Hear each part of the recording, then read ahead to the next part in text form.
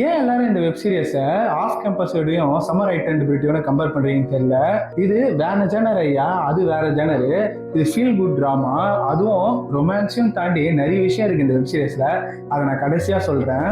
இந்த web series எங்க start ஆகுதுன்னா, ஆனின்ற 17 வயசு பொண்ணுக்கு இந்த நியூயார்க்கை தாண்டி வேற உலகம் கிடைச்சிடாதான்னு இயங்கும் போது அவங்க அப்பா சின்ன வயசுல இருந்து தன்னோட அம்மாவோட பாஸ்ட் எல்லாமே மறைச்சிக்கிட்டே வர்றாரு.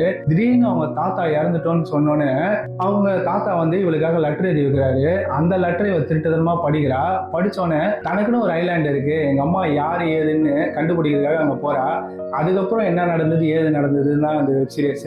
இந்த வெப் சீரிஸ்ல ரொமான்ஸையும் தாண்டி அதுக்கு மேல இருக்குன்னு ஒன்று சொன்னல. அது என்னன்னா, ஆனி ஃபர்ஸ்ட் எபிசோட்ல எப்படி இருப்பானா, தன்னை தானே எக்ஸ்ப்ளோர் பண்ணாம வெளியே இருந்து ஹாப்பினஸ் கொண்டு வந்துட மாட்டாங்களா அப்படின்ட்டு ஏங்கினே இருப்பா. அதுக்கப்புறம் அவ ஸ்டெர்லிங் பாயிண்ட்டுக்கு போயிட்டு தன்னோட அம்மாவோட பாஸ்ட் எக்ஸ்ப்ளோர் பண்றேன்னு போய் தன்னை தானே எக்ஸ்ப்ளோர் பண்ணிப்பா. இதுக்கப்புறம் எனக்கு யாரும் வேணாண்டா, நான் தனிச்சா நிற்பேன் அப்படின்றது அந்த கடைசி எபிசோட்ல சொல்றதா இருக்கட்டும். அதே மாதிரி இவளோட கேரக்டர் மாதிரியே எனக்கு ரொம்ப பிடிச்ச கேரக்டர் தான் ரொமேனியா. அவளுமே அதே மாதிரி தான் இருப்பா. இதுல பயங்கரமான ட்விஸ்ட் ஒன்று இருக்கும் கடைசி வரைக்குமே. அதுவும் எபிசோடா அவங்க அம்மாவோட சீக்ரெட் ஒவ்வொன்றா ரிவீல் பண்ணிட்டே வரும்போது அந்த பொண்ணோட ரியாக்ஷனும் சரி, அந்த ஊர் மக்களோட ரியாக்ஷனும் சரி, ஒரு மாதிரி சூப்பரா இருக்கும். இந்த ஸ்டெர்லிங் பாயிண்ட் ஐலாண்டை காமிக்கும் போது அவ்வளோ அழகாக காமிச்சிருப்பாங்க.